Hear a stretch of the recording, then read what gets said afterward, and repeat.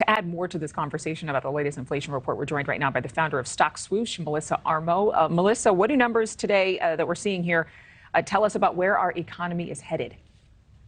Well, for one thing, it is good news that we didn't increase as much, but it is bad news that we're still increasing. So the thing is, the Fed is going to raise rates tomorrow. The question is, will today's number change the Fed's course? In my opinion, no. So the Fed is probably going to say what we're doing is working. Raising rates at the pace that we're doing it is working. Therefore, we're going to continue to raise rates as much as we've been in the last few months. So I think that they're going to raise rates a half or 75 basis points tomorrow, and the market will most likely react negative to that. So this number today, in my opinion, is going to keep the Fed on course because we're still increasing in prices. We still have high levels of inflation, and we're nowhere near the 2% mark that the Fed wants to be at. If anything, I think the Fed is going to overcorrect this time. In other words, they kept rates too low for too long. Now they're going to go the opposite direction. They're going to keep raising them until it gets to the point where they're going to be forced then to drop down. But I don't think things are going to change much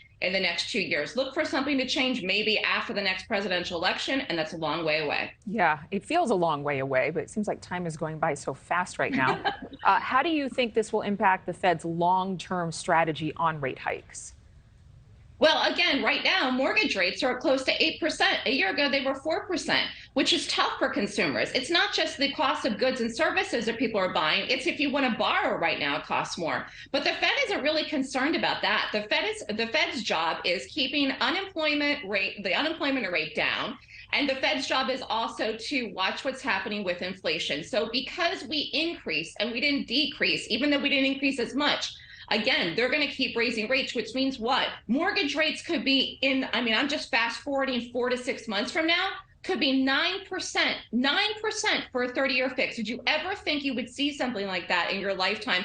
I'm talking about for a prime A borrower. I'm not talking about subprime. This is like 700 FICO scores.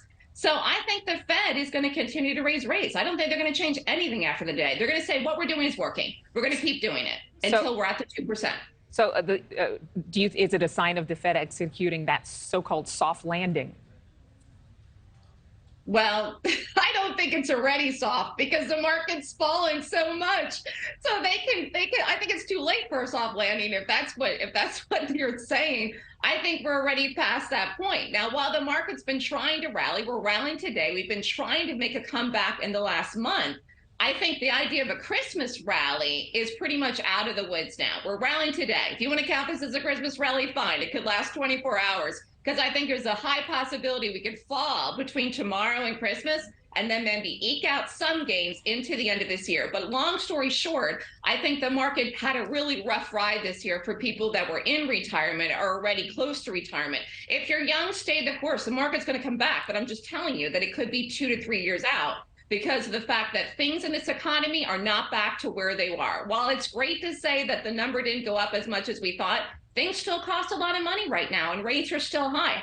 That's not good for anyone. Yeah, and really the president is actually going to come out and speak about these new inflation numbers. Thank you very much, Melissa Armo from Stock Swoosh.